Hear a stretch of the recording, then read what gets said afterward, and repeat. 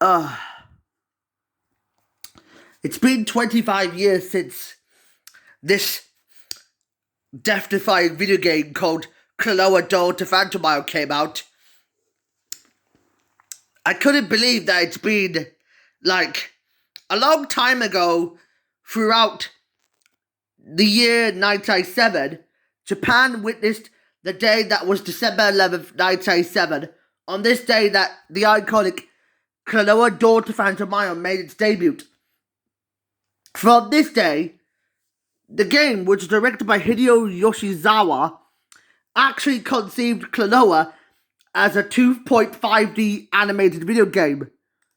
Even though 2.5D animation is kind of similar to what you see on Spider-Verse, from this moment on, I'd be understanding that I looked at the CG animation of Klonoa, it looks pretty good, but there's only like 3 dimensions in the stages in a 2D path like Donkey Kong Country.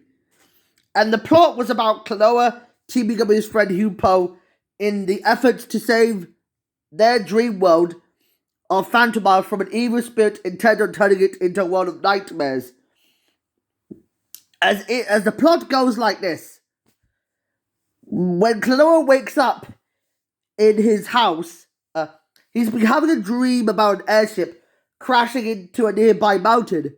However, it crashed into the mountain as it foreshadows that his ring spirit friend, Hupo, have discovered a dark spirit named Ganius, who is on the mountain searching for the magical moon pendant that can turn Phantom into a world of nightmares. Klonoa ventures back in time with his grandma, telling him that his grandma knows about the pendant. Klonoa and Hupo travel to see his grandmother, who tells him that the pendant is at his grandfather's house. But an eavesdropping of a henchman is on a conversation, has ventured off to steal the pendant and kill his grandfather before Klonoa can go right back. He then tries to defeat Gallus, but Gallus unleashes a nightmarish beast known as Nahatumb. But as Gallus dies, Hupo reveals himself to be a prince who helped Klonoa defeat Nahatumb and restore peace to Phantom. But Hupo explains that Klonoa actually came from another world and was given fake memories to be summoned to Phantom, and then sunk through a portal back to his own world where he belongs to. Then in Klonoa 2's Lutea's Veil, Klonoa ends up being rescued by Leorina. He ends up being rescued by Lola and Popka from Leorina and Tat, who have discovered they don't want him to lose the ring that they built for him to do it. Although he's waking up from a coma, the High Priestess told him that they could use the ring to find a giant bell, but there are only 5 giant bells that the elements can be powered on to get to Luatia. However, Leorina and Tat manage to get his way and take it. However, when they catch up with her, Leora explains she will be using the power to make everyone discover sorrow. But she gets cursed by it, turning into a giant silver bird-like creature. Klonoa saves her and decides to help him. With the power of the elements, he opens the gate to the King of Sorrow. But the King of Sorrow is the one who summoned Klonoa to Luatea. However, the king wants to use Klonoa as a vessel for his pain that he suffered in isolation. Suffering pain in isolation. Suffering pain in being a recluse. What does it remind me of? That sounds very, very familiar. The idea of a king suffering isolation is that I caught this theory from the Burtonverse. Oh, I get it. So Klonoa stole this from the Burtonverse. Sounds like a fun idea to do this. Tim couldn't save his life without Johnny. And it's a shame that I don't understand what the heck would they do this to him. But how did he had...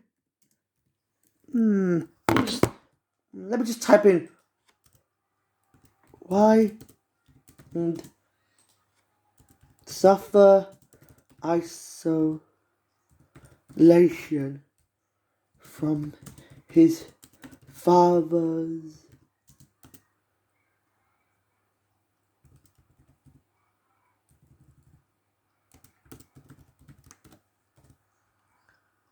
suffered. Oops.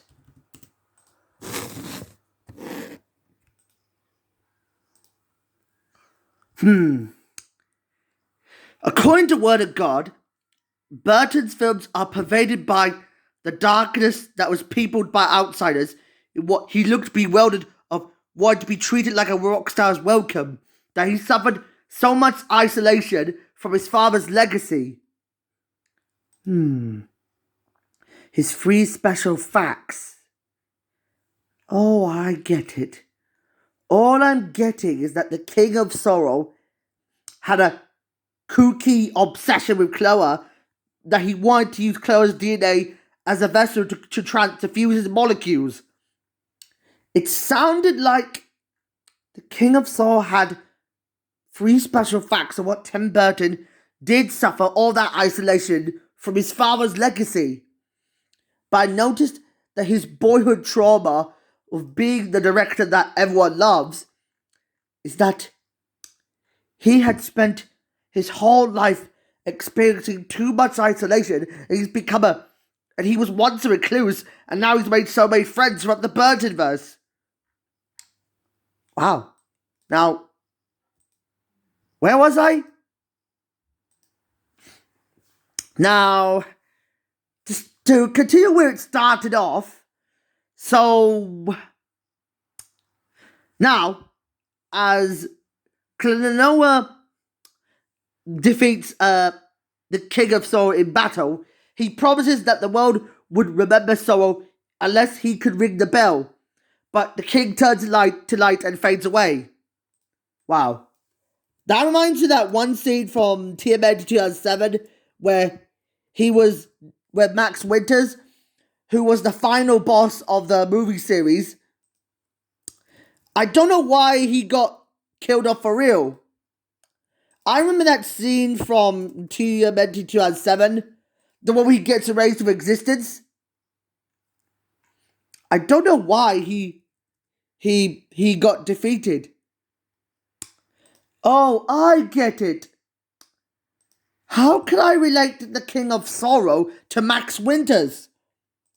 So, Max Winters, voiced by Patrick Stewart from Star Trek fame, was an evil industrialist who helped team up with the Foot Clan as their new leader, who has captured all 13 monsters to do his evil bidding. And how can I relate the King of Sorrow to Max Winters? For the King of Sorrow, he wanted to express so much painful isolation like Tim Burton had in what Klonoa Stone is from the Burtonverse.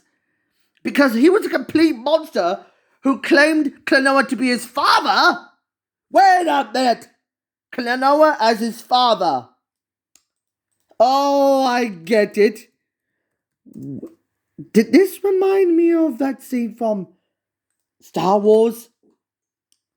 Let's find out. Surrender, Buzz Lightyear. I have won. I'll never give in. You killed my father. No, Buzz. I am your father. Oh, I get it. It turns out that the King of Sorrow was actually Klonoa's father all along. And all I'm getting is that they ripped off that scene from Star Wars in what they stole an idea from The Empire Strikes Back. And for the King of Sorrow, he brought all 5 bells for himself to make everyone suffer sorrow of their isolation. And for Max Winters, he was a complete monster who wanted to unleash himself to become the true villain of wanting to become the final boss of the original film series.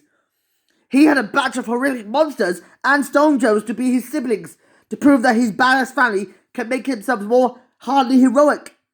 It is revealed to be Yalto, who was cursed with immortality after opening his portal 30 centuries ago, and he's never physically aged. After 3,000 years of regretted loneliness of being a recluse, and he had so much immortality any longer and once lifted, and then he just disappeared into light, like the way I saw the King of Sorrow suffering his same fate to Max Winters. And now, meanwhile, sometime later, Leori and Tat decide to restore the Kingdom of Sorrow, but Klonoa decides to turn to his homeworld. He says goodbye to Lolo and Popka, as the inhabitants of the Four Kingdoms can now live peace together with him. It sounds like they just wanted Curiosity and Wonder to be together. Despite the stunning 2.5D animation, which inspired Spider-Man into Spider-Verse, I solved the lesson from what I saw in TMNT 2007. It felt like this is by far heartbreaking discussion that I would give this movie I would give the entire video game just a solidly decent 8.9 out of 10 for the first two games. And I noticed that after all I've been through, like Moonlight Museum, I would give it a 0 out of 10 because I didn't like it. Empire Dreams was claustrophobic. I'd give it like a 3.9 out of 10. I'd give Beach Boy Ball 2.0 out of 10. I'd give Dream Champ 2 Tournament, which is the worst in my opinion. Not really, it's a 2.6 out of 10. I'd give Clone Heroes probably just a 2.1 out of 10. And also the Infamous 2008 remake, a 0 out of 10. Because it's just a piece of shit that I can't handle from. I've just ran out of everything that I've discovered. But with that out of the way, I have to say goodbye to you all now. So bye-bye!